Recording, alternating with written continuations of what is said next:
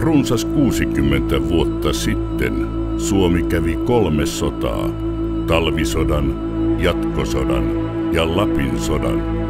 Nämä sodat liittyivät kiinteästi toiseen maailmansotaan. Pääsyylliset kaikkiin noihin sotiin olivat Adolf Hitler Saksasta ja Josif Stalin Neuvostoliitosta. Nämä miehet sekä heidän ideologiset ja alueelliset valtapyrkimyksensä. Ensimmäisenä ryhtyi aluevaltauksiin Hitler. Hän miehitti maaliskuussa 1938 Itävallan ja vuotta myöhemmin maaliskuussa 1939 Tšekkoslovakian. Seuraavana piti olla vuorossa Puola. Siinä vaiheessa 31.3.1939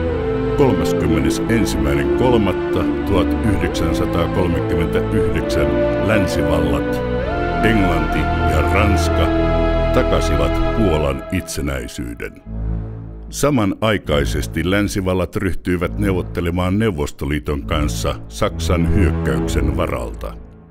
Neuvottelut etenivät heikosti, sillä Puola ja muut Itä-Euroopan maat kieltäytyivät luovuttamasta alueitaan neuvostojoukkojen käyttöön sodassa Saksaa vastaan. Hitler huomasi tilanteen kehittymisen ja estääkseen 2 rintaman sodan syntymisen hän tarjosi Stalinille, pahimmalle vihamiehelleen, hyökkäämättömyyssopimusta. Sopimuksen salaisessa lisäpöytäkirjassa Eurooppa jaettiin Saksan ja Neuvostoliiton etupiireihin. Neuvostoliiton etupiiriin tulivat kuulumaan osa Puolaa, osa Romaniaa, Viro, Latvia ja Suomi. Sopimus teki mahdolliseksi Neuvostoliiton rajojen siirtämisen tuntuvasti länteen päin, ja se edisti kommunismin vyöryttämistä kohti Stalinin havittelemaa maailmanvaltausta. Niinpä tämä niin sanottu Molotov-Ribbentrop-sopimus allekirjoitettiin Moskovassa 23.8.1939. Kuukauden kuluttua sopimusta vielä tarkistettiin ja Liettua liitettiin sen yhteydessä Neuvostoliiton etupiiriin.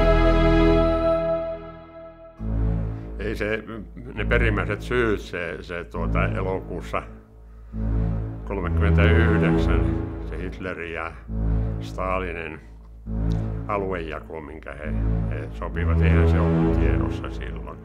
Välittömästi sopimuksen teon jälkeen 1.9.1939 Saksa hyökkäsi Puolaan.